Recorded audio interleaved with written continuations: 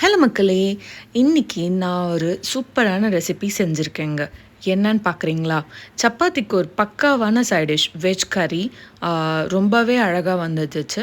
So அது எப்படி செய்யலான்றது உங்களுக்கு நான் சொல்றேன். இன்னைக்கு நான் என்னென்ன எடுத்திருக்கேன்னு பார்த்தீங்கன்னா, பர்பிள் கேபேஜ் எடுத்திருக்கேன், கொஞ்சம் ப்ராக்கோலி எடுத்திருக்கேன், அண்ட் zucchini எடுத்திருக்கேன். ஸோ zucchini வந்து எந்த மாதிரி வேணாலும் கட் பண்ணிக்கலாம். நான் வந்து ரவுண்ட் ரவுண்டா வந்து ஸ்லைஸா ரொம்ப தின்னா கட் பண்ணியிருக்கேன். It's very good for health. And broccoli வந்து நான் ரொம்ப கம்மியாக தான் எடுத்திருக்கேன். ஸோ ப்ராக்கோலி உங்களுக்கு அதிகமாக வேணும்னாலும் நீங்கள் எடுத்துக்கலாம். அண்ட் பர்பிள் கேபேஜ் கொஞ்சம் டிஃப்ரெண்ட்டாக இருக்கட்டும்னு ட்ரை பண்ணியிருந்தேன். ஸோ இது கூட வந்து tri colours of capsicum, carrot கொஞ்சம், ஆனியன், அப்புறம் பீன்ஸ் எடுத்திருக்கேன். ஸோ ஆனியன் வந்து ரெகுலராக கட் பண்ணாமல் கொஞ்சம் பெருசு பெருசாக கட் பண்ணி ஒரு லீஃபாக பீல் பண்ணிக்கோங்க. ஓகேங்களா? ஸோ அடுத்து வானல் எடுத்துக்கோங்க. வானலில் கொஞ்சம் எண்ணெய் ஆட் பண்ணிக்கோங்க. ஸோ வானலில் எண்ணெய் நல்லா சூடாகட்டும். சூடானதுக்கப்புறம் கொஞ்சமாக வந்து சீரகம் போட்டுக்கோங்க. ஓகேங்களா? ஸோ சீரகம் நல்லா வெடிக்கட்டும். வெடித்ததுக்கப்புறமா நீங்கள் கட் பண்ணி வச்சுருந்த ஆனியனை இது கூட ஆட் பண்ணிக்கோங்க.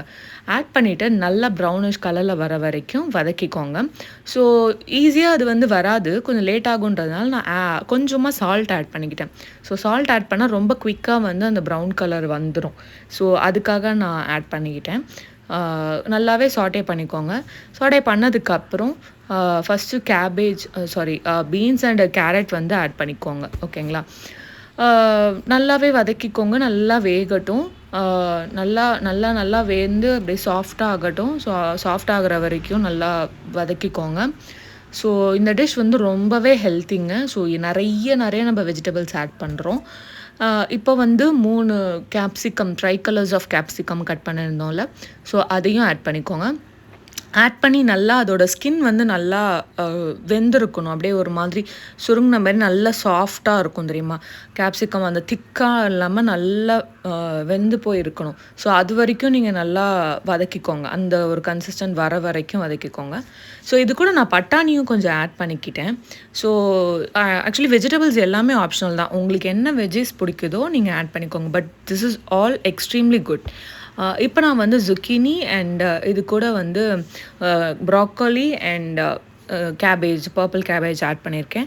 ஸோ ப்ராக்கோலி பார்த்துக்கிட்டிங்கன்னா, நான் வந்து கொஞ்சம் தண்ணியில் ஃபஸ்ட்டு சுடு தண்ணி போட்டு அது கொஞ்சம் லைட்டாக வேக விட்டதுக்கப்புறம் தான் நான் எடுத்து ப்ராக்கோலி ஆட் பண்ணியிருக்கேன். பிகாஸ் அது ரொம்பவே திக்காக இருக்குன்றதுனால நான் அதை டேரெக்டாக ராவாக ஆட் பண்ணலை. நீங்களும் அதேமாரி வேக வச்சுட்டு ஆட் பண்ணிக்கோங்க. ஸோ குயிக்காக வந்து உங்களுக்கு அது வெந்துடும். ஸோ இது கூட தேவையான மசாலாஸ் எல்லாமே ஆட் பண்ணியிருக்கேன். உங்களுக்கும் தேவையான மசாலாஸ் ஆட் பண்ணுங்கள். நான் இதில் வந்து மிளகுத்தூள், மஞ்சள் தூள், கரம் மசாலா, சால்ட் போட்டிருக்கேன். ஸோ ஒரு 10 நிமிஷம் நல்லா வேக வச்சதுக்கப்புறம் நீங்கள் ரிமூவ் பண்ணிவிடுங்க நம்மளோட பிளேட்டை. ஸோ நல்லா கிளறி விட்டிங்கன்னா நல்லா வெந்ததுக்கப்புறம் நம்ம இதை சர்வ் பண்ணலாம் சூடாக. ரொம்ப டேஸ்டி அண்ட் ரொம்ப ஹெல்த்தி. இந்த வீடியோ உங்களுக்கு பிடிச்சிருந்துச்சுன்னா லைக் பண்ணுங்கள், ஷேர் பண்ணுங்கள், சப்ஸ்கிரைப் பண்ணிவிடுங்க மறக்காமல். இந்த மாதிரி சூப்பரான கண்டென்ட்ஸ்க்கு கண்டிப்பாக என்னை ஃபாலோ பண்ணுங்கள். எப்போல்லாம் ஃப்ரீயாக இருக்கணும் அப்போல்லாம் வந்து ஏதாவது ட்ரை பண்ணி கண்டிப்பாக வந்து உங்களுக்கு அப்டேட் பண்ணுறேன். Okay, bye. தேங்க்ஸ் ஃபார் வாட்சிங்.